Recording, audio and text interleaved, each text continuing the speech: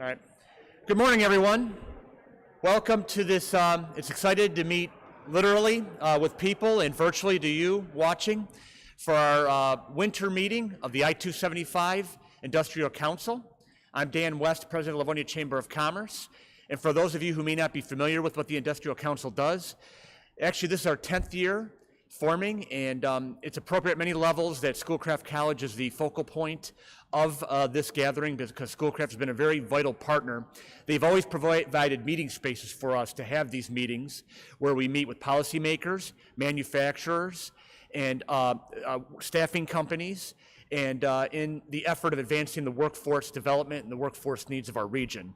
What we've learned over this journey the last 10 years is that workforce is one of the leading issues for our industry going forward, and to have the talent that our manufacturers and our companies need is number one importance. It's really simple. Companies are turning away work if they don't have enough talent, and they can't grow if they are turning away work. So that's why it's important that groups like this meet together for this, and I appreciate everyone, the team at Schoolcraft College to make this happen. It's funny, we started the Industrial Council about 10 years ago. One of the first guys I met, and we're in his lab today, is Gene Kais. Gene was jumping up and down saying, I want to help you, I hear you're doing something with manufacturers.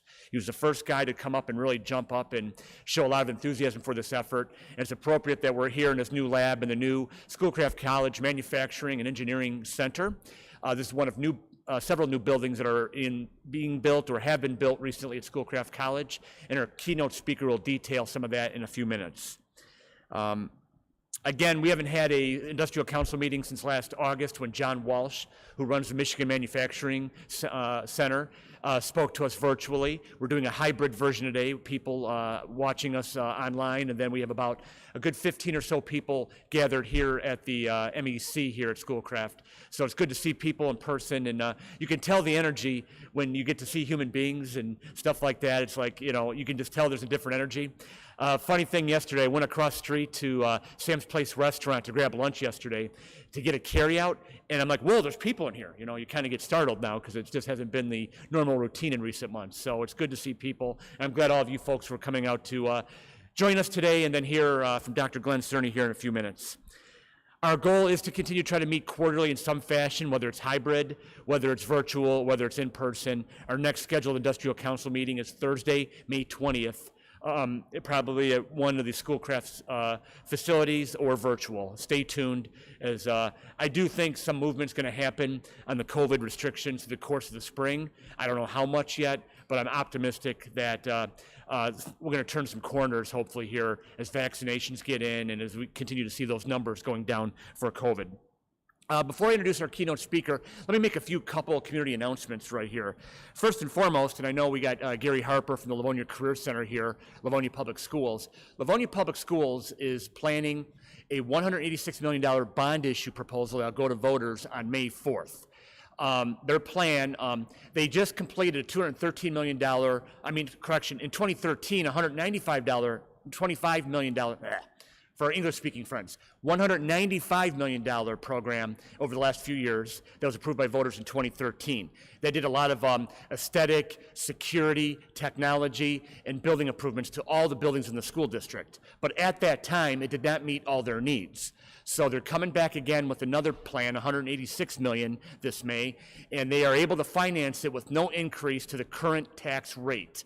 That's the plan. There's no tax increase with this, no millage rate increase to fund this proposal over 20 years. And among the things in the proposal that they are talking about is improvements to CTE, STEM education, and the robotics program. And I think this group will be very excited to hear that because we believe this will help build more of those steps, and then maybe in the Schoolcraft College and in stackable credentials from there to help build our workforce going forward. So I think that for this group, I want to let you know that Livonia Public Schools is working on that. It's a May 4th election for Livonia Public School voters. And again, CTE and STEM will be a huge part of what they're doing with that program to improve in those areas. I was just talking with a few people. Obviously, restaurants are back open, and restaurants have been really hit hard with the limitations over the past year. And I want to thank everybody, our large employers, our residential community, everybody who continue to support restaurants with carryouts and gift certificates and such like that over the last several months. I've talked to a lot of these people throughout the last several months, really trying to be a sympathetic ear to them, because it's a tough thing when you can't open and do what you can. And the biggest thing for the restaurant owners is not only their financial situation, but they have waiters and wait staff that couldn't make tips throughout December and throughout November, and they're having hardships, and they had to listen to them because they had no work for them. And it was a really tough time for these restaurant owners. But what a lot of them told me in late January is that it's not as bad as I thought it was going to be. And that's because the community, the business community, the residential community here in Livonia continue to support restaurants. And I just want to thank all the employers and all the companies out there that supported the restaurants above and beyond what they typically would these last few months. Thank you. You may have played a role in maintaining a lot of these family-run mom and pop restaurants that have been part of our community for so long. And I just wanted to acknowledge you folks for that effort. One other bit of good news I have for you before I introduce our speaker, real estate numbers. One thing that's been amazing about 2020 is that Livonia's continued to see strong real estate numbers. Actually, in 2020, Livonia had less inventory, but had more sales than 2019, which is kind of amazing. But, you know, we're hearing reports of people looking online and putting an offer on a house without even seeing it, because it's so competitive and so fierce right now. And what's really great is that people want to come to our city and live and work and what have you. So it's a great opportunity for our community. Just a couple additional numbers that I have for you. Sellers got 99.9% of their asking price in 2020. In 2019, it was 98.3%. So you got people, a lot of offers are well over the asking price, which is great for the sellers right now in the market. Median home prices in Livonia in 2025, and this is from the Real Comps website that does this analysis throughout Southeast Michigan. I just want to let you know the source of that.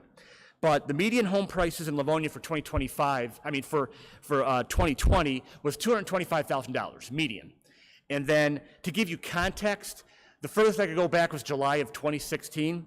Median home prices in July of 2016 was $169,000. So you're talking a 33% increase in median home sales in Livonia over the last 4.5 years. And I think that's, and I know people in the market continue to believe that'll be a really good thing going forward.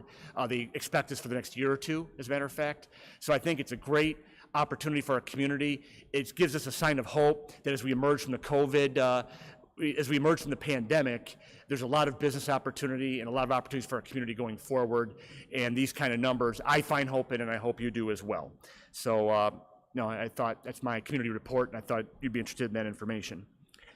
Before I introduce our keynote speaker, if anybody online has questions, you can submit your questions on the YouTube chat box that's available to you, and we will read them to Dr. Cerny as time becomes available. And again, for those that are actually with us right here, just raise your hand, and we'll have Dr. Cerny call on you if you want to ask a question after he's done with his prepared comments. So with that, let's meet our featured speaker.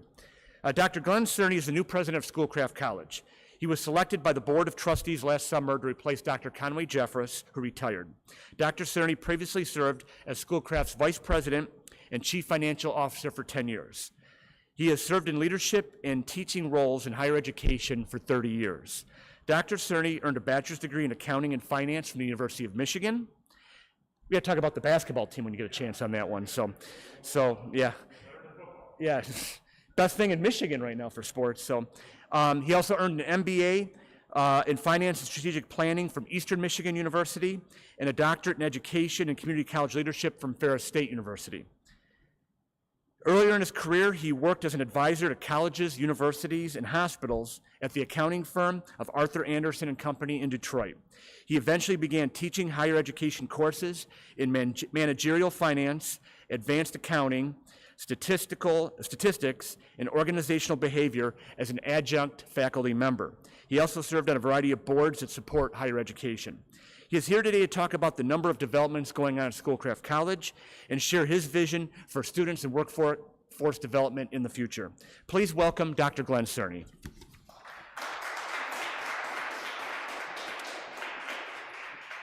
Thank you, Dan. I really appreciate that. I'm really excited about you guys being here physically, you guys here in the room, but more importantly for those that are out there virtually, because we're all adaptable. And that's one of the things that I think Schoolcraft has been figuring out is over the last basically 18 months, we've had to adapt our remote components to get our students trained, and because nothing stopped. So back in March of last year, you would have seen a lot of construction in steel at the campus, and then you probably figured out what was all that stuff going on.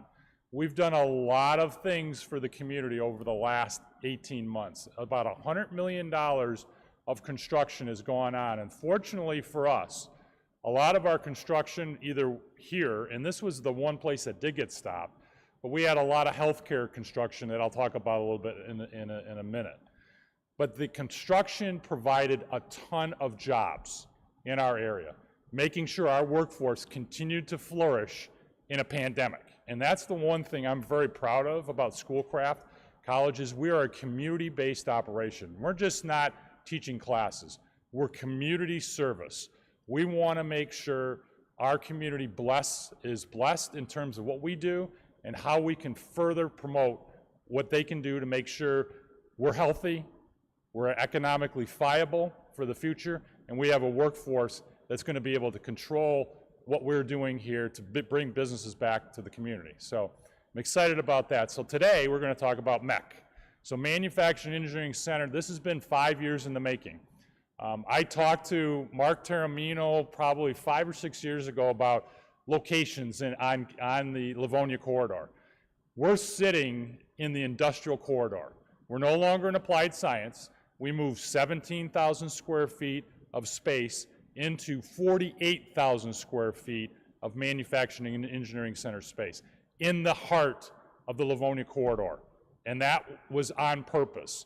One of our biggest benefactors in terms of industry partners, Alpha USA's Chuck Dardis, he is a person here that has supported this program and has contributed the first installment of partnering in this building, meaning his group will have access to be able to train not only his employees, but if he's got other things that they want to do here, they can provide that in this environment.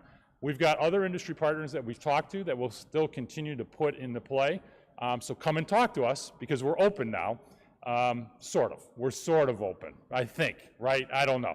Depends on the governor and what day and what time of the day it is. But we're here, so we at least have 15 people here, and we're excited about that. Welding, advanced manufacturing, robotics, mechatronics, CAD/CAM, all of those features are here.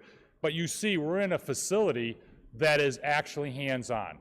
So we're going to be working with our partners from Livonia, from Plymouth Canton, Northville, Clarenceville, Garden City, all the school districts to figure out how we get your students here. One of the things as a president that I have to do is make sure that I talk to legislators, I talk to superintendents, and we talk together to figure out how do we incentivize business models to get community colleges and K through 12s to work cohesively together. Right now, that's not always the case, and there's a reason for that. The business model for K through 12s is per pupil allocations. And so every time dual enrollment comes in and we do something, it's not cohesive, it's not good for K through 12, and the colleges kind of shy away from that. We're going to be working with Dana Polhanke and Matt Colasar and Dan Centers to talk about developing business incentives to make the pot of money be accountable so that K through 12s and community colleges work together for that same money. So get kids here. Students need to be here from the middle school all the way to the high school to get their hands-on training in this facility. We have state-of-the-art equipment. In fact, you're sitting in front of, or behind us is a plastic injection molding machine, $200,000. Gene Kais, how much is all this in terms of just inventory, just a rough number?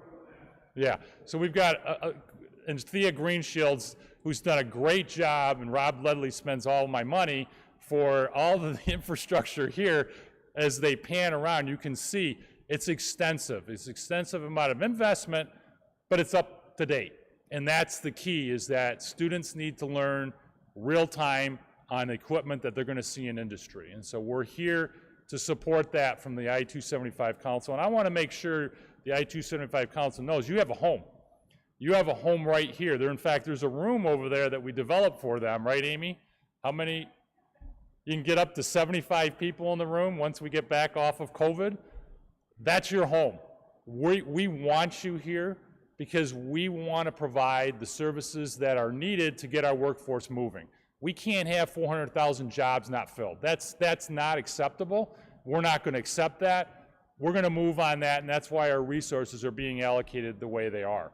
So we have faculty that are here ready to entertain industry and make sure that we get our students trained in these fantastic fields. And just as an example, people just have the bad impression that working with your hands is somehow bad. When I went over and we took a tour of Alpha USA's, the East Center over on Glendale, it looks like you're in a NASA operation, Gene, right?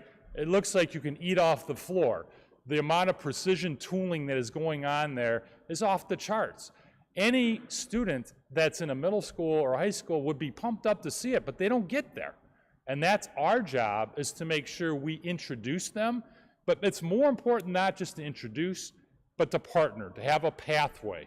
It's not one time, it's got to be multiple times. It's got to be every week. They got to be in one of our environments to expose them on how they can use their hands to help our community and to help our industry partners to get those jobs fulfilled. So those 400,000 jobs cannot be unfulfilled next year. We've got to figure that out and start chopping away. So that's my job.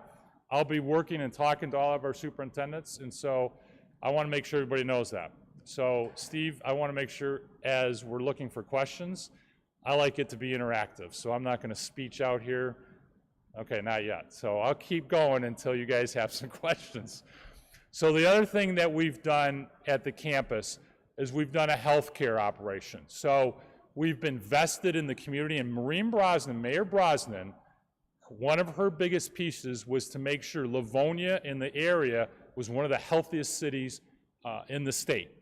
And we're on board with that. Not only do we have the sports dome, the St. Joe's Sports Dome, we just completed a St. Joe's Mercy Elite Sports Center, which essentially is a walking track, 8 volleyball courts, 4 tennis courts, 8 pickleball courts, a turf field of about 8,300 square feet, and Mercy Elite has their own physical therapy and training inside that facility.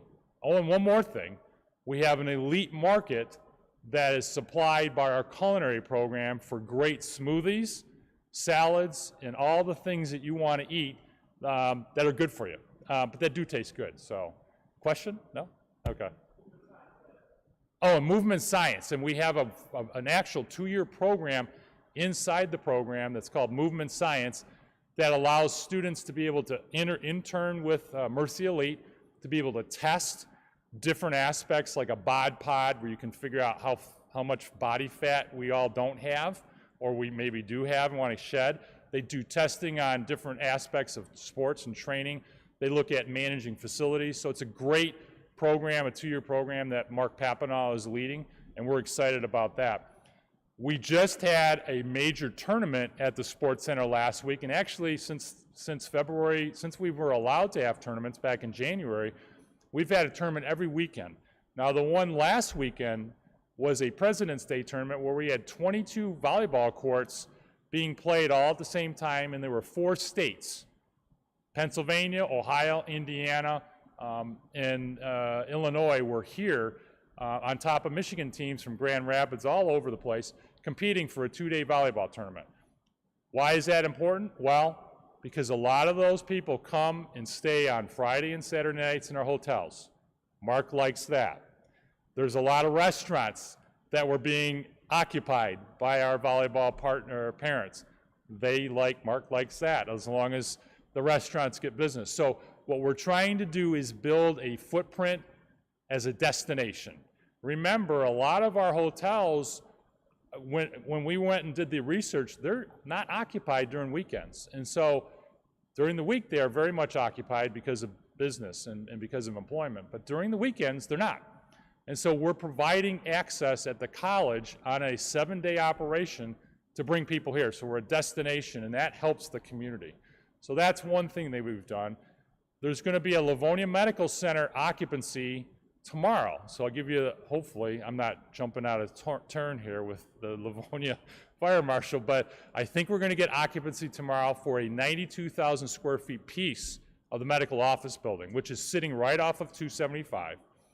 That is a 4-story building that has primary care, secondary care, orthopedics, urgent care, pediatrics, secondary care, advanced radiology. All those things are part for our community.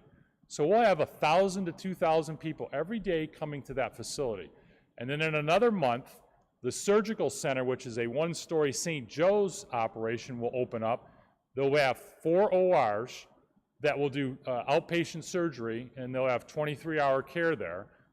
So again, easy access off of 7 Mile and Hagerty to allow our community to benefit from a healthcare standpoint. So we are, on the academic side, partnering with Trinity to ensure we have clinicals. So our students, all they have to do is walk across the street, because in fact, it's not even walk across the street. We have cross paths because we have sidewalks already made to get the students there for the clinicals.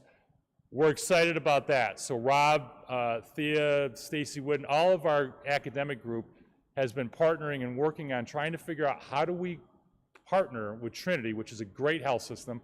We love Beaumont as well. They're building 162,000 square feet right across, so our students will have access to that. Plus U of M is expanding on the Northville property. So we're excited about the triangle for medical care. So we're involved in that, and that's an exciting piece. I think, any questions, Steve?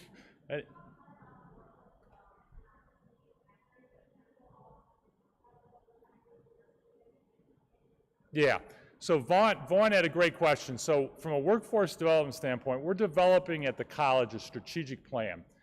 And one of the things in that strategic plan, and we're gonna come out and talk to a lot of our partners, but one of the things we know that came up when I did my dissertation back in 4 or 5 years ago about the college was we don't do enough, or there's not enough being done to get the students from the last class to employment. There needs to be a bridge, and that bridge has to be very carefully designed, because sometimes our students kind of wander off, and the connections that we make with our partners are important. So the bridges that we can divide or kind of put together allows our students to benefit tremendously, but we also need to make sure that we provide them the skill sets. It's not enough just to get them the classroom experience, but we've got to get them the emotional quotient experience, the kind of EQ, intelligence, to make sure that they show up on time, that they're a teamwork, that they communicate properly. Those things are important. We've heard that from our partners in industry, and that's part of what we want to do is in our career workforce piece, is to make sure that they carry those skills with them. So we're invested in that, and we want to work with our partners to make sure, because a lot of what the state used to do from workforce development is just not there. It's just they don't have the resources to do that, and those bridges are not there, so community colleges have to take up the slack for that. There's a lot of things going on in the news about Reconnect Grant, Futures for Frontliners. I want to give you just a little update on what those dollars are. The Future for Frontliners, great program to give opportunities for those that had to do work through the pandemic to get educated and to get some community college tuition paid for. That's a great program. We're excited about that. The Reconnect Grant, it's a great opportunity for those that are over 25 that want to pick up a skill, that want to get some type of college education that they don't have a certificate or grant. Again, those are great programs for us. We would like to continue to see that recurring funding going forward, so we're going to push for that. And then, like I said, I'll be working with the K through 12 and our legislators to figure out how to get a pot of money, because there seems to be a lot of pots of money coming from the federal government. So we would like to access some to maybe be a pilot for how do the K through 12s and community colleges work very effectively in a pot of money. And I'll give you a good example. There's a pilot already out there. There's the new jobs training program that Amy Jones knows all about that was developed. And it was an incentive-based program where the partners, the industry partners, the college, and the state all had the incentive to be getting together. And what that does is every time a company moves in and they want to hire new employees, they can hire those employees and the state taxes get put aside into training dollars, and those training dollars then have to be spent at a community college. So it incentivized the companies to come to the college and the companies to hire. So the state figured it out. We got more of a tax base, and everybody works in that program. Amy has been, what, for 5, 6, 7 years now? Yeah. So that's workforce development 101. If we can reproduce that with our K through 12s, because we not only have to get the over 25 back certified, but we got to start earlier, because those jobs that are not filled, because we are not getting the awareness out earlier on. And I know our friends from Livonia and the Career Technical do an awesome job. We just want to partner up and continue to reinforce that, because you got to get them early, because if you don't get them early, it's really difficult to reconnect and get people from 25 and older to get into the workforce and fill those jobs. So that's kind of one of the things that we'll be working on as a college. So any questions? I'm talking a lot.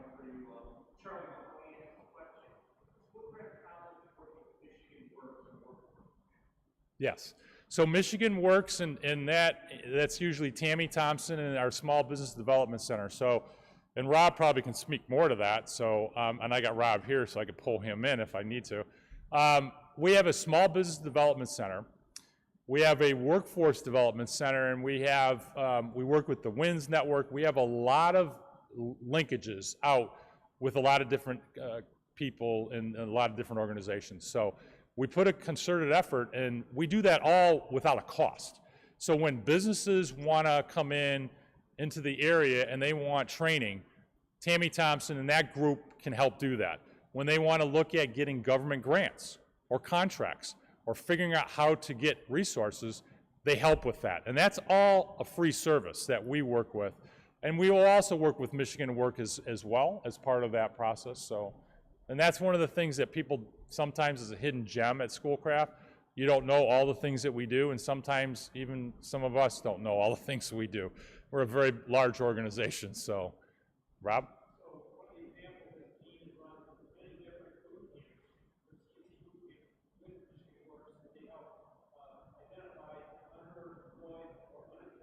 Yep.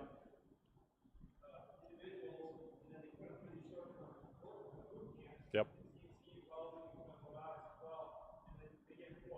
Yep. Yep.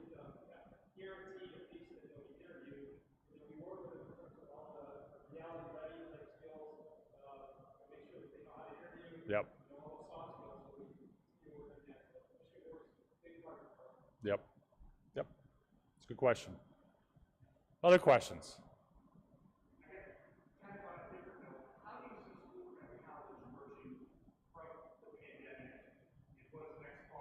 Yep, good question. So Dan, are they picking up the question? Can they hear it?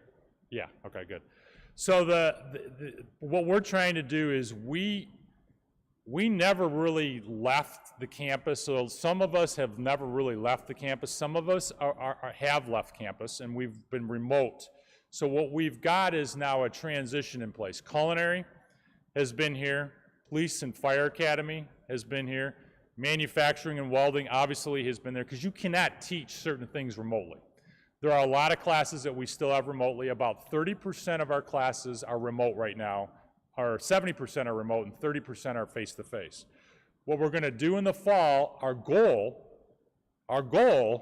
is to flip it, to go back to 70-30.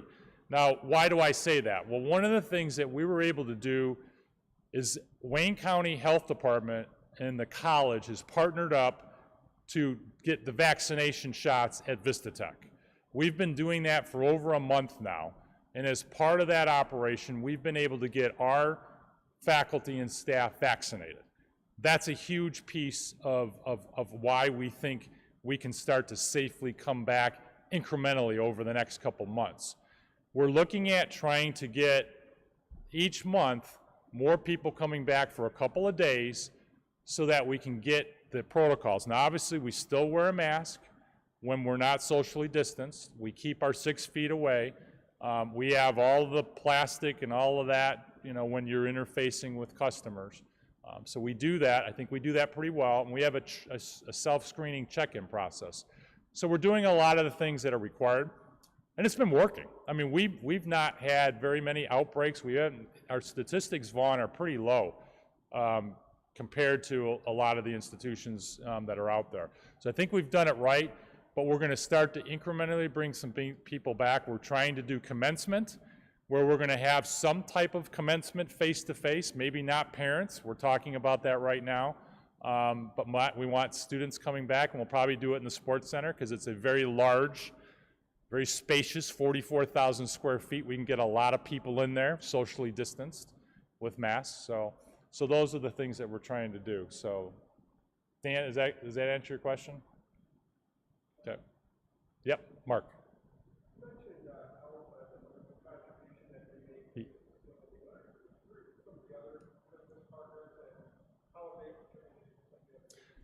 So, yep. So Mark wanted to talk, Mark Taramino from City Planner from the Livonia wanted to understand Alpha USA and their partnership contribution here, and then what other partners have contributed to the process here, and what do they get for that? So Alpha contributed a partnership share. So what we've done is for industry partners that want to come in and have a special arrangement with the college, meaning they want to have something a little bit more than just teaching their students or their employees or getting some training, they get a little more special privileges. They'd be able to get some of their equipment to come into the facility to train if there's proprietary training they want to do. Or there's some other things that they get access to. And so Chuck Dardis has been a great benefactor, and so that's components that he will get. We've worked with Magna, we've worked with NYX, we've worked with Roush, we've worked with a lot of different industry partners, but we're open.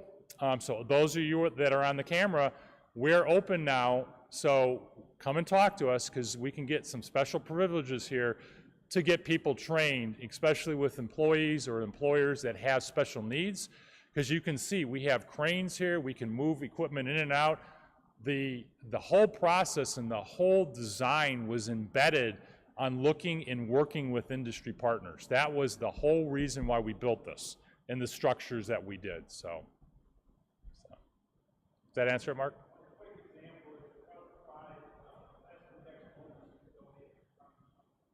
Yep.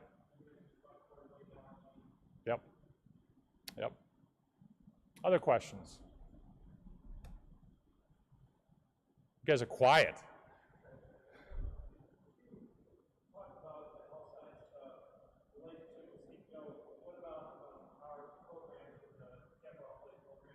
Oh yeah.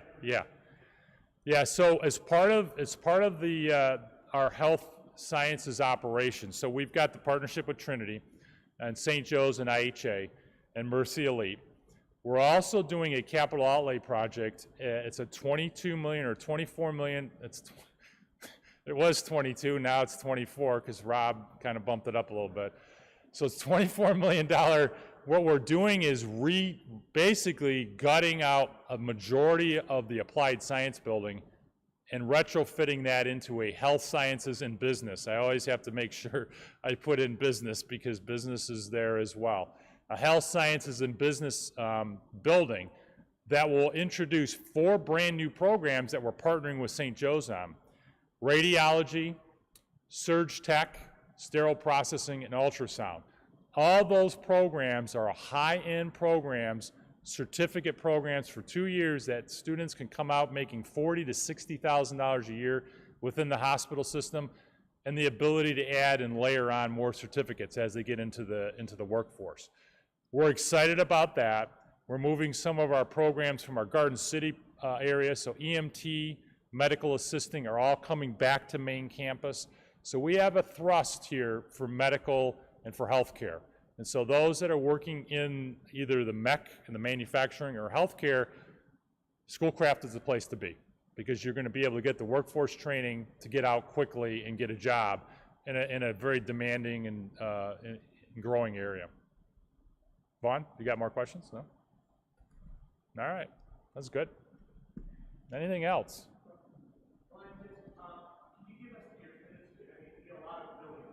Yeah.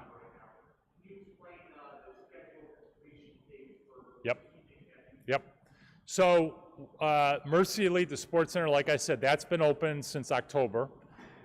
The MEC building has been open since fall, September. So we're open, guys. So you can come. What you will want to do is when you come to this building, you'll want to go from Merriman off and go into the back of the building. That's where we entertain our guests. So you can come in, you self-screen, you can come in wearing a mask, of course, obviously, and you can come and see the facility. 48,000 square feet of space here. The sports center, or that's not sports center, the healthcare, the Livonia Medical Center, like I said, occupancy will be in tomorrow. St. Joe's and IHA, they take about a couple months to put the equipment in. They'll be seeing patients sometime in April, May for the medical office building. Then in terms of the surgical center, probably June, July. So that will be fully functional in June or July. Now we do have an urgent care on our campus. It's in the Jeffers Center building.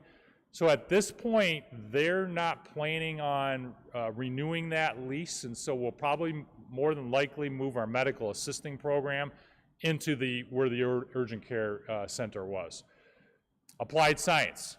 Applied science, what we're looking at is a fall deployment, at least for nursing, and then the majority of the other space, and we're adding about 36,000 square feet of new space to the northeast of the applied science. We're also going to add some components into where the Gene Kai's area was and where Coley's areas were to incorporate the medical assisting, or the emergency EMT and our radiology program. So those will all be in. They'll be in by January of 2022. We have a ring road operation, so those of you that don't like Hagerty, you can come on 7 Mile onto St. Joe's Parkway, which is the connection off of 7 Mile. That gets you parallel all the way out to 6 Mile. You'll notice that on St. Joe's Parkway, you'll see the Dome. You'll see the Sports Center. You'll see Masco as you kind of go through there. All those are Schoolcraft partnerships that we've developed. So I think we've covered everything. Vaughn, is there anything else?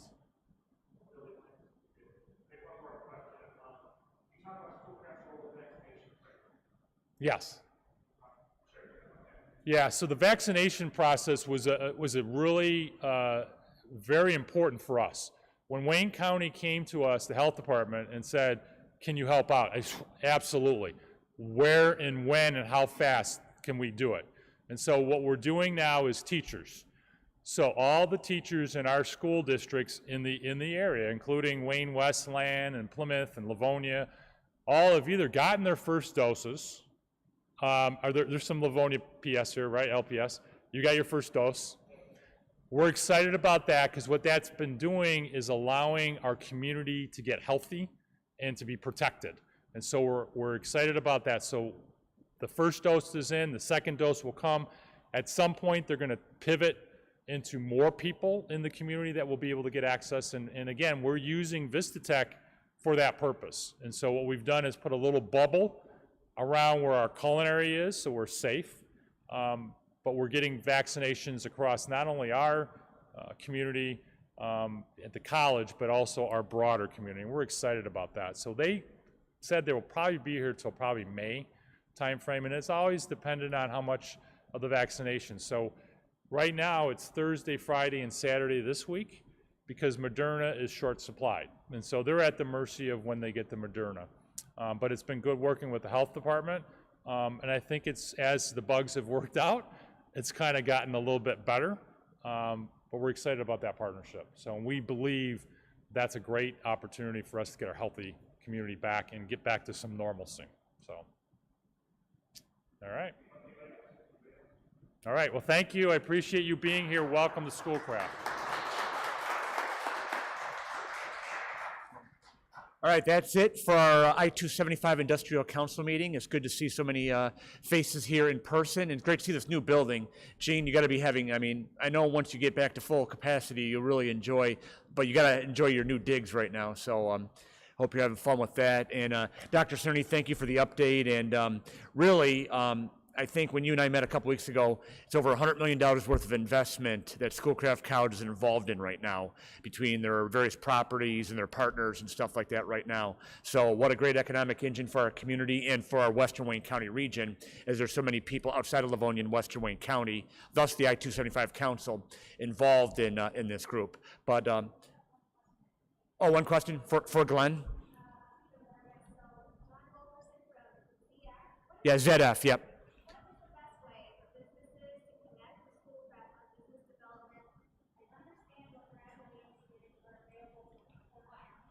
All right, John Wilkerson is a former board member, longtime communications chief over at ZF, formerly TRW, asked how can students connect, Schoolcraft College connect with workforce, and then overall how companies can connect. Glenn, Amy, or Rob, you want to answer that, or? Sure. No, come on. They need the audience needs the microphone. Hi, I'm Amy Jones from Schoolcraft College here, and the best way probably to contact us is email occupationalprograms@schoolcraft.edu. That goes to a team of people so we can help get a response to you and get you connected with any students looking for jobs, or if you have jobs that you want posted and communicated out to students, we'll help you with that. We can kind of tie you in with our career center. So that's just a good place to get contacted. Also, if you would like to come out and visit us at MAC and want a tour or anything like that, same thing. So it's occupationalprograms@schoolcraft.edu. Okay, so we also have 2 individuals that work in the MAC building that help with job placements, internships, and job readiness, and also apprenticeships. So a lot of these opportunities, like in connecting with Michigan Works that were talked about earlier today, we do a lot of regional grant programs that help fund different incentives for, right now there's a lot of employer incentives to put individuals into a registered apprenticeship program. So again, same email, Karen and Pamela can help with that kind of thing. So if you have an interest in developing a registered apprenticeship program, we can help you with that. If you have individuals in your company that you want retrained or put into an apprenticeship, we can help with that. If you want to start an apprenticeship program but you don't have anybody, we can help find and help place. So all things apprenticeship as well as other work-based learning opportunities. So hopefully that helps. Sure. Yeah. So yeah, Vaughn will put it in the email address also in the chat. So, okay. Thank you all for being here today. It's exciting to have people with us both in person and virtually at MAC. So. Okay. So, for those that are here, Jean's going to lead everybody on a tour. But for everyone else that are signing off, thank you for being a part of this event today. Again, we're going to meet in some fashion on Thursday, May 20th.